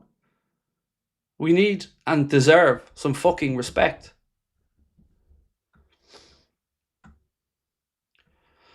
Is it just me or is 442's one of the most political-based creators? I wouldn't have even potentially thought of 442's in that way. And I know Dean, the guy that runs 442's, and I can only ever say I find this stuff hilarious and really good. Yeah, I love 442's personally. Love it.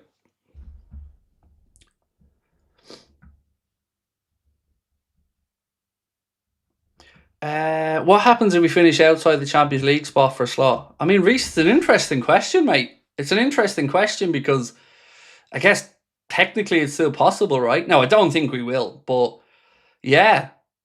I mean, let's say we lost to Villa, Brentford and Bournemouth had won, and it looks a little bit squeaky bum. And let's say he didn't. I mean, surely they've got to sack him then. But, you know, if they're so believing in him, then that shouldn't matter. You know, we believe in him so much that if he doesn't get Champions League football, we're firing him. That's real belief there, boys. That's some fucking serious belief.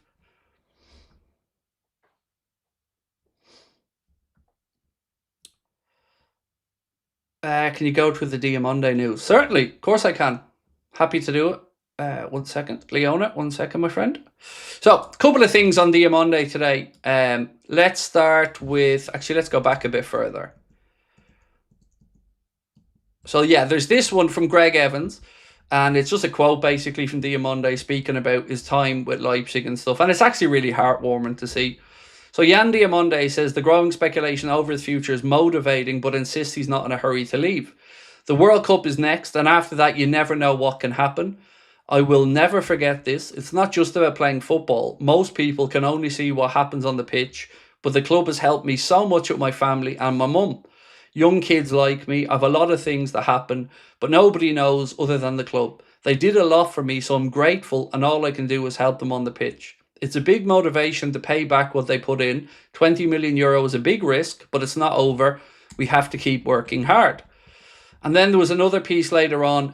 Bence was talking a little bit, Bence Bochak, about the likelihood of who we go for in a wide area or what makes sense. And Bence said, I still think the long-term Jan DIOMANDE is the perfect option for Liverpool, but when Leipzig want 100 million euro and Bradley Barcola is available for less, it makes sense to go to the other.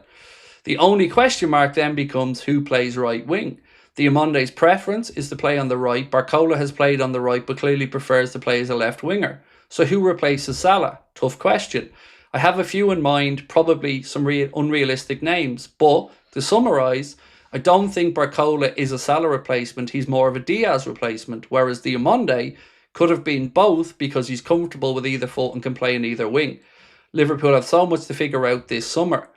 Then Moby Hake said Jan DIOMANDE committed to Leipzig. He says he's in no rush to leave Leipzig and they helped his family. Right move. We should not be spending 100 million euro on a player with so little senior appearances.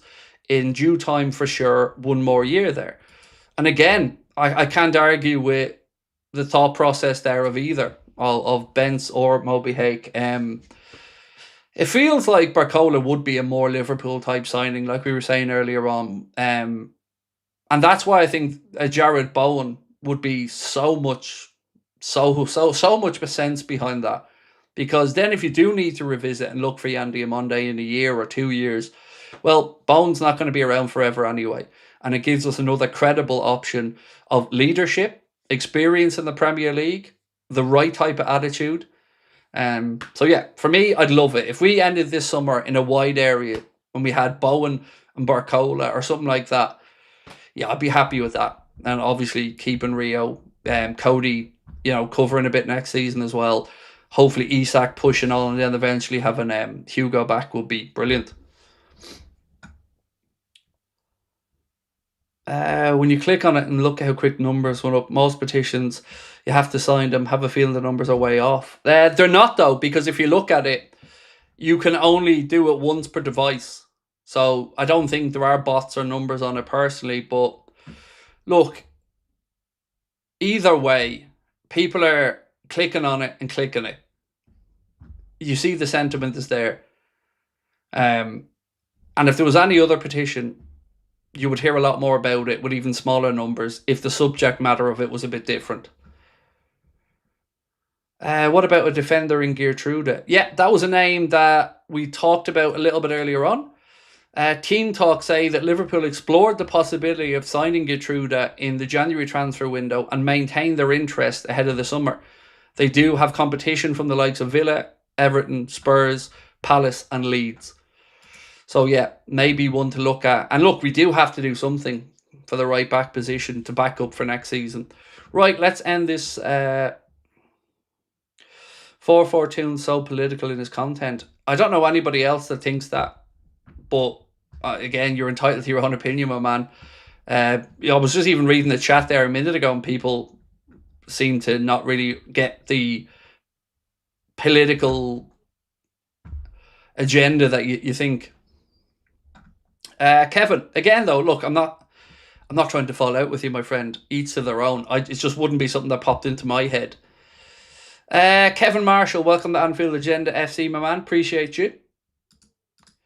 Right, so we asked, pick one of these from the 4 names that was listed in the article earlier on about the midfielders that Liverpool are looking at. So this was in Team Talk, and they were referencing The Athletic, where they said Liverpool have 4 Premier League-based midfield targets that they were looking into.